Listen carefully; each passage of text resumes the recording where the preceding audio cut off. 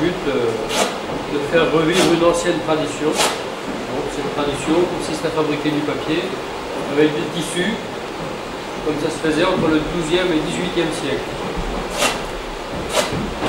Alors, on utilise des tissus de récupération, du coton et du lin. Et ces tissus, on les découpe en petits morceaux, comme ceci, pour la préparation de la pâte. Alors, on les découpe avec l'outil traditionnel, une lame de faux sur un banc.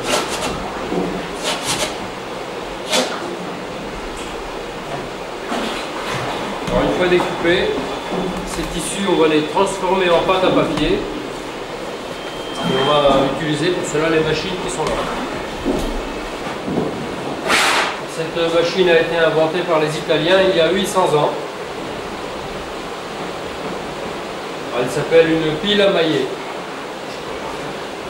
Alors ici, ce sont des maillets qui vont retomber dans les bacs afin d'écraser les morceaux de chipot.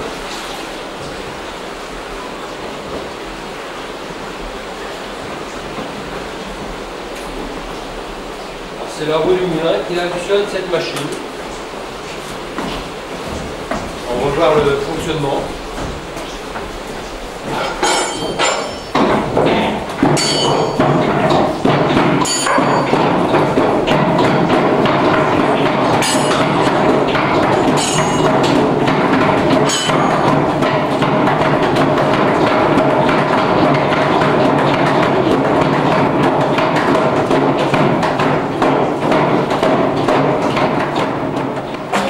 On mélange de l'eau et de la pâte.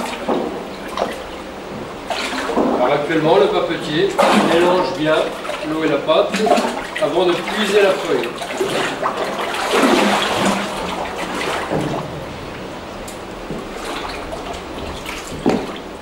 Il puise la feuille avec une forme, c'est une sorte de tamis.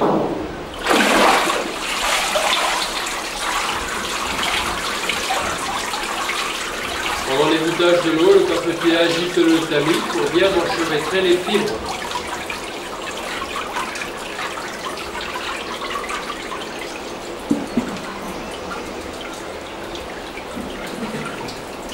Alors la feuille maintenant va être décollée du tamis.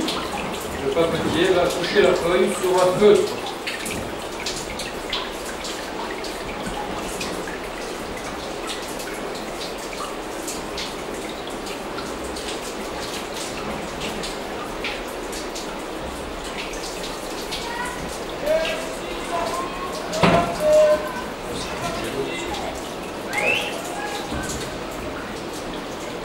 Chaque feuille est recouverte d'un feutre.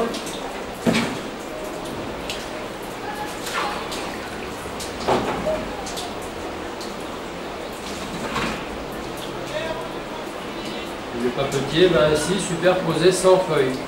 Les feuilles perdent la moitié de l'eau qu'elles contiennent ici. Donc une fois pressées les feuilles, on pourra les toucher pour la première fois avec les doigts. Ensuite, les feuilles elles sont montées au séchoir. On va aller tout à l'heure. Ce sont des cordes qui sont fabriquées avec des fibres de cocotier. Ce sont les seules cordes qui ne tachent pas les feuilles. Alors, les feuilles sèchent à l'air libre. On ouvre les volets plus ou moins pour régler la circulation d'air.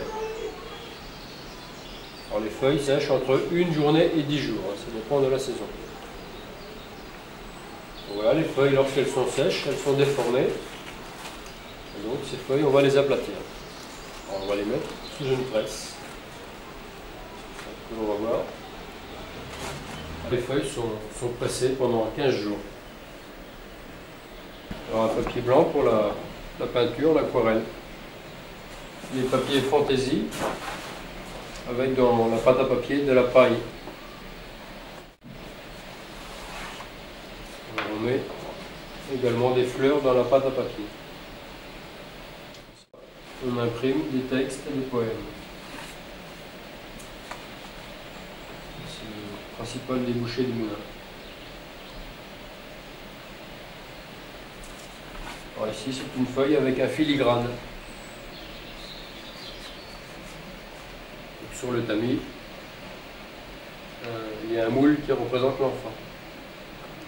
Alors dans les parties creuses du tamis, il y a plus de pâte à papier, c'est plus sombre. Et sur les parties bosselées du tamis, il y a moins de pâte à papier, donc c'est plus clair. Donc voilà les 3 sortes de papier que l'on fabrique. En France actuellement, on est plus de 7 moulins à papier. Il y en a 2 en Charente, 2 en Dordogne, un dans le Vaucluse et un dans le Puy-de-Dôme. Le moulin par lui-même appartient à la commune. Ce sont les patrons qui l'ont restauré, puisqu'il est en ruine.